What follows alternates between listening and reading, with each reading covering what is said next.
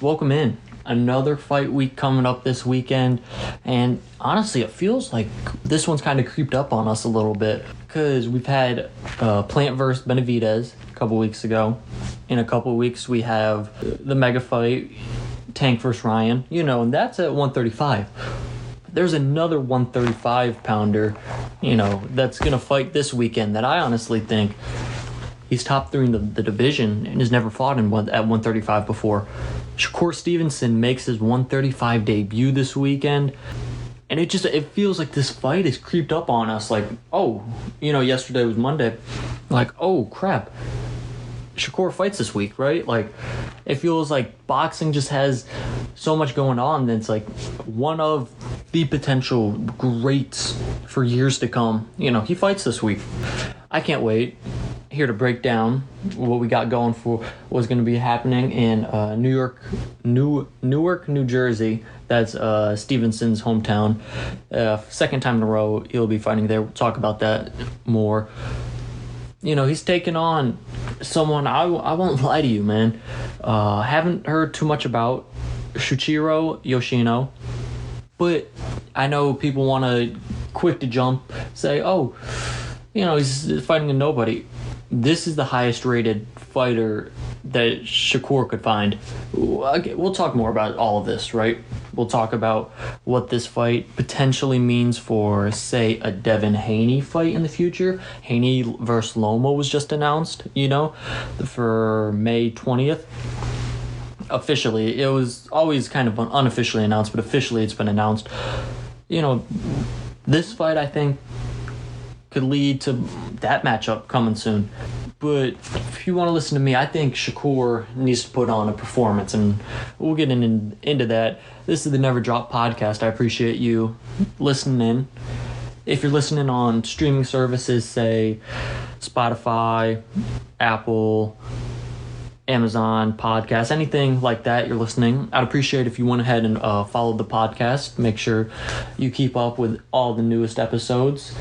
If you want, give us a rating. Let me know how I'm doing. If you're listening on YouTube, go ahead, press that subscribe button. I'd appreciate it. Make sure you're staying up to date. If you want to follow or subscribe to the YouTube, it's just the Never Dropped podcast. Simple for you guys to find. Same logo, same everything. YouTube content's coming. We'll see. So I appreciate you listening in.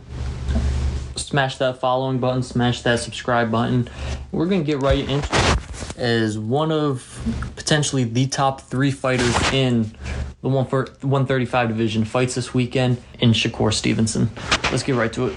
So before Shakur makes his debut at 135 in the ring, let's go back and look at what he's done in his career so far, as he's only 25 years old, right?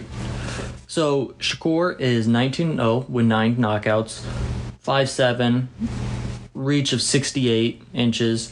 That's the same as Yoshino in this fight, so the reach is equal in this fight. But obviously this is his first fight at 135. Looking back at his last fight at 130, you could tell that, it was time for him to move up. He did lose the title on the scales at 130. I believe he weighed in at 131, a little over 131, and obviously was stripped of his titles. But he put on Twitter immediately after. He was like, I apologize to fans, but I just can't do 130 anymore. This weight won't give. It's time for me to move up to 135. Obviously, that's what he did. And it wasn't any problem for his fight at 130. Speaking of that fight, it was against Robinson Conceição. That was back on September the 23rd of last year. So we're looking at a 8-month layoff, I want to say, if I'm doing the math correctly. 7 to 8 month layoff between past fights for Shakur. I think it's fine. Obviously, the man's 25. He'll be fine.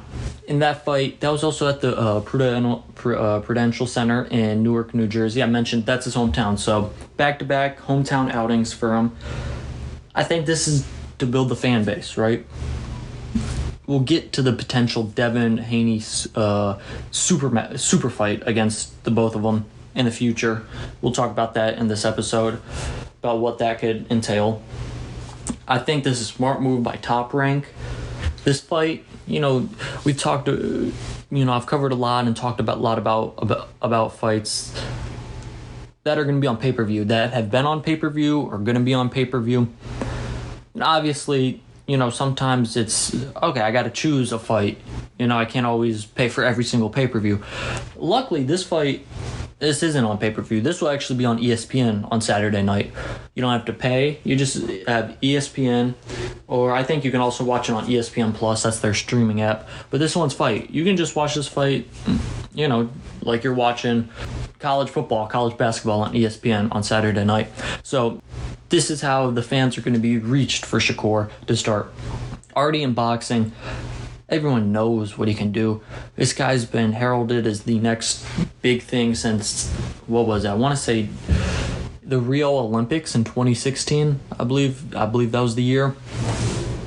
Everyone's known that Shakur's been up next, right? And now it's about that time he's got his young professional career out the way. Now let's build that fan base even stronger. And we're going to get him into these super fights coming up, these big fights coming up. And Yoshino is the start of a 135 division career, which I don't know how long that'll last, right? I heard something from his trainer who said, every 2.5 years we've moved up in weight. So who knows? Maybe in 2.5, 3, 4 years he moves up to 140. Or we'll see. But right now he's at 135. And 135 is probably one of, if not the best divisions, talent-wise, skill-wise, in boxing. Obviously, we have Devin Haney, undisputed at 135. Tank, Ryan, Frank Martin, Keyshawn Davis, who is on the undercard. All these fighters at 135. Shakur's already ranked higher than a lot of them. People have him ranked ahead of Gervonta Davis. They have it Devin Haney, Shakur Stevenson, 1-2 and 135. So that's why I believe I need to see not just a good performance put on by Shakur. I need to see a dominating performance. I want him to send a message to 135. Looking back at 130, his last fight, got off track for a little bit. That was easy work. Obviously, he missed weight, didn't cause an issue. Won by unanimous decision. I will say, was deducted a point in the 9th round. I remember watching that. The guy was clinching him and kind of leaning on him, and then he was falling, and I don't know. Either way, Shakur flipped the dude over him, was deducted a point. That didn't matter at all. Shakur, I think, was close to winning all 12 rounds in that fight. I will say he got hit more than I anticipated in that fight, but I think that was just a good game plan by his opponent. But he was dominant, did what he needed to do, and here we go. That fight was kind of, all right, we're just waiting to get to 135. That's what it was. It was, let's keep active, and then we'll get to 135. Here we go. And I know everyone's saying, Yoshino, who is he? And I'm not going to lie to you, granted, I really haven't heard about the man too much himself, so I'm not going to lie to you and say, hey, I've watched 10 of his fights. No, I don't even think he's actually fought in the United States before. I was looking at some of his past fights, and they've all been out in Japan, right? His last fight was back the 1st of November in Saitama, Japan, and that was a KO against a Japanese fighter that I've never heard of. So while you want to say, oh, you've never heard of these guys to Shakur, actually this is the best, as I alluded to before, this is the best matchup that could have taken place for Shakur, because they went down a line, Top Rank did, of fighters they have that, hey, let's get Shakur for the state against this fighter. I'm forgetting. I remember seeing it when it was first announced. One of the fighters was George Kambosos. Really good 135er. Obviously, those tough 2 losses to Devin Haney, I think, kind of drained him a little mentally. Take a step back from boxing. You're at the top. Then in your home country, you get beat twice in a row. it took a toll on him. They asked George Kambosos, would you like to come back for this fight against Shakur? He declined. He said, I'm taking my time off boxing, right? I'm going to keep doing that, pass it on to someone next. And I believe it was either 2 or 3 fighters that, oh no, I don't want to fight, I got this going on, and passed it on, and that's how this landed on Yoshino. So while I think, it's fair to say I've never heard of this guy or whatever you want to say, I don't blame Shakur for this matchup at all. I truthfully think Top Rank would have wanted him to fight a bigger name guy, say like a George Kambosos, or I'm blanking on some others they asked, but someone bigger, well-known to maybe even more of an American audience than Yoshino, because I really truly believe they're trying to set the Devin Haney up fight as soon as they can. In fact, the winner of this fight is going to be mandatory for Haney versus Lomachenko, the winner of that. I'm assuming a lot by saying Devin Haney is going to win that fight because Lomachenko is a great fighter, right? We all know that. It's just this Haney versus Stevenson matchup has been, it seems, in the works, talked about for like 2 to 3 years. These guys are friends, but they're also competitors, and they want that fight to happen. But first, Shakur has to get through this. Right, let's look at Yoshino's record. 16-0 with 12 KOs, 31 years old. He's 5'9" with a 68 reach, like I had mentioned earlier. So he's about 2 inches taller than Shakur, 6 years older than him, 3 fights less than him. He might have had an amateur career that carried on for a little bit. I'm not sure, right? Obviously he has some power. 12 KOs out of 16 victories. I think he'll pose a threat for Shakur. Watching highlights and stuff, I think he'll pose a threat. And I mentioned Shakur got hit a little bit in that past fight he had back in September. I think it'll be a good test for Shakur. Obviously, the test is leading up to, the potential final exam, which could be Devin Haney. And I just want to go back to that matchup because that's truly what this fight is about. This is, all right, Shakur, you're at 135. Show us something. Because coming from me, I think Shakur is one heck of a fighter. I think he'll be pound for pound, top 10, top 5, top 3 for years and years and years. But it's hard for me to look at him and say he's better than all these 135 pounders when he hasn't fought in the division yet. Granted, skill-wise, talent-wise, yeah, he's better than a lot of them. But ranking him high up just because what he's done in lower divisions, I'm not going to do that until I see, him fight at 135. And granted, if he puts up even a solid performance, yeah, we can put him in that tier. I just want to see what he does at 135. Obviously, Yoshino has power, has some nice jabs. He's had nice combos in different fights. He's had, obviously, knockout punches in different fights. All right, let's see if Shakur's taking this as serious as he should be, right? This isn't just, okay, a taxi cab driver from who knows where, right? No, this is a legitimate boxer who can deal damage if you don't pay attention.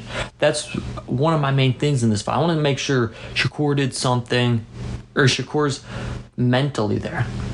There's a lot of talk about, you're the star, future star in boxing. You're fighting Devin Haney soon. All these things about him. I want to make sure he's still locked in. Everything everything is focused on this fight. Right, so I've talked about Haney a bunch in this episode, obviously. This is kind of like back to my Harrison versus Tim Tszyu breakdown when I talked so much about Jermell Charlo. Well, Haney kind of shadows over, this fight, because it's like I'll say it, I expect Haney to defeat Lomachenko, and I think a vast majority of boxing fans also expect that. And trust me, we'll talk about that fight plenty because I'm really excited for that fight, and I'm glad officially it got announced. Haney and Shakur have talked about this for a long time, right? One thing I will say, while we all want that fight, we all do, we might have to pump our brakes just a tad bit on it, right? Because, and we'll talk about this in depth when I'll give you my prediction now. I do anticipate a Shakur winning this fight. I think a unanimous decision will be in order. I think he'll get a decision in this fight. Personally, I want a late round stoppage. That if he has a late round stoppage in this fight, Shakur, I'll be so pleased. I'll be like, okay, yeah, he's up there with the top lightweights and top fighters in boxing, right? If he does that. That's all I need from him to say that. Even if he gets the decision, yeah, he's up there with them. But he'll even make his case even that much stronger with a late round stoppage, I believe. But back to Haney, right? So I'm anticipating a Stevenson win on Saturday, a Haney win May 20th.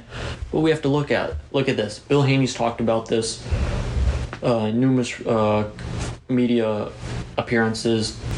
Devin signed a 3-fight deal with Top Rank. 2 fights against George Kambosos and a Lomachenko fight. Bill Haney, Devin's father and trainer, has talked about, hey, we've got no deal for a 4th fight with Top Rank for a Stevenson fight. So after this, they're saying Haney is a free agent after this fight. Obviously, it would be awful for Top Rank to lose Devin Haney, I believe. That would be awful for him. But they also have to think about this. Shakur is one of their up-and-coming guys, right? Shakur has been marked, I've talked about this, as greatness. Are they really going to put those two in the ring at such a young age? Haney's actually, believe it or not, younger than Shakur. Haney's 24, Shakur's 25. Are they going to do that early? Or are they going to let this fight marinate a little bit? And then 2 years later, all right, let's have these two fight, and it's even bigger than what it was supposed to be. So I'd pump the brakes a little bit. Trust me, I want Stevenson Haney in December, right? They both win. I want it in December. But we have to be careful for this fight. It might not be as quick as we want it to be, or maybe it does. Maybe they re-sign with Top Rank immediately and Stevenson fight is up next, right? For undisputed at 135. Either way, I think both the Haney and Stevenson are great fighters, and I really can't wait for that matchup. But we're here to talk about Stevenson, April 8th, in New Jersey, in his hometown, putting on a show. I think it'll be just that. I think it'll be a show by Stevenson. I think he'll go back to his dominating ways of great defense, jabs, power punches, combinations, body punch, everything. I think he'll pull out everything in the arsenal, because I think he realizes also that I can make a statement with this win. 135, I've arrived. That's really what I look at this fight, you know, when it comes down to. Obviously, other breakdowns. I've talked ins and outs. You need to do jab here. You need to do this here, that here. This fight, Shakur Stevenson just has to be Shakur Stevenson. He's that great. And if he does that, he's going to be dominant in this performance. No disrespect to Yoshino. You know, granted, just American audiences haven't had the opportunity to watch him like I'm sure Japanese audiences have had. I think it's Shakur's time. And obviously, I gave you my prediction. I see him winning this fight with, I'd say, not ease, but in dominant fashion. I think he dominates this fight. And he puts boxing on notice. Hey, 135, I'm here for a while, and you need to get used to me. And that's a great thing for boxing. Quickly, I want to mention the undercard. One fighter on the undercard is Keyshawn Davis. Reason I'm bringing him up, because we had talked about Frank Martin. He was one of my first breakdowns I did. That's a potential matchup for Frank Martin. And I think kind of goes a little farther than just a matchup, because Frank is trained by Derek James, Earl Spence's trainer, and Keyshawn Davis is trained by Bomac, Terrence Crawford's trainer. So there you go, right? And I'd be remiss, I'm recording this on April 4th, right? Got some, people saying, the Ring magazine, I believe, published it. A lot of sources in boxing saying, hey, Spence Crawford has been agreed to June 17th in Vegas. I believe it's in Vegas. I'd assume it's in Vegas. Let's just say June 17th. Fight will be officially announced at tank versus Ryan. Right now, hey, that's in 18 days. Give it till then, because we've seen these same announcements be made and a fight not happen. So, as crazy hyped as I am about that potential fight, give it 18 days and we'll see where we're at if it's officially announced, right? But come back to Shakur one last time. I think, again, he just puts everyone on notice. Hey, this is going to be my division too. I know you guys are having your super fights. Don't worry, I'm coming. I think he does that Saturday night and is victorious in a very dominant fashion. So that's my breakdown and take of the Shakur fight happening on Saturday. Obviously, this isn't, as I mentioned earlier, this isn't my, fighter A has to do this while fighter A counters, or fighter B counters with this type of breakdown. This is, truthfully, I believe this fight is more of Shakur coming up to 135, and saying not only to the division, but to the sport of boxing, hey, I'm here. And I plan on staying here for a while. And truthfully, I can't wait for it. We've had great fights happen this year so far, and we got more to come. And I think right here, this is one we'll look back on and say, this fight, even if it doesn't have anything highlight worthy or something, highlight we see for the next 4 or 5 years, I truthfully believe down the line we'll look back at this fight and be like, this was his coming out party. This was his breakthrough. And that's what I'm excited for most on Saturday night. Again, it's on ESPN Plus. I want to say it's later. I want to say the card starts at 9 or 10. Even if the card doesn't start then, he'll fight, I presume, soon after. Obviously, boxing starts later. I want to say his last fight, he didn't come out till close to midnight here on the East Coast, so I really hope that's not the case again. But either way, hey, if you're just Saturday night, come back to the house, don't have anything to do, flip on ESPN, or if you're somewhere, have the ESPN Plus app, turn it on, and watch a future superstar in boxing fight Saturday night. Again, we got Tank and Ryan coming up 2 weeks. All the coverage for that will be happening. Trust me about that. Potential, I don't even like to say it anymore. Man, I just talk about, potentially Crawford Spence Crawford in June. We'll see. We're waiting for the official announcement before we do anything about that fight. Oh, sad news that Virgil Ortiz and Stanionis will not be happening. Virgil suffered an injury. Wishing the best, speedy recovery. Disappointed because I really wanted that fight to happen late in April, but looking forward to Virgil recovering and getting back. We also have Fulton versus Inoue postponed sometime in the summer. I want to say July. I don't have the date in front of me right this second.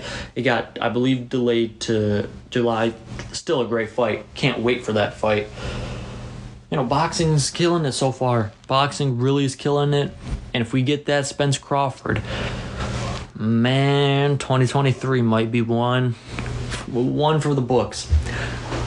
But I think Saturday, April 8th, in Newark, New Jersey, we see Shakur Stevenson dominate and hear him say, all right, Devin, do what you got to do on May 20th, and we'll see each other. I think that's what will happen, and I can't wait for it. Again, if you're listening on streaming services, Spotify, Apple, Amazon Podcast, whatever, I appreciate it if you go ahead and followed on YouTube. Click that subscribe button, like the video, comment, do what you got to do. I'd appreciate it. Make sure you keep up with me, what I'm dropping. Hey, man, boxing keeps rolling on. I'm trying to keep up with it. I appreciate you listening to me. I'm out. Peace.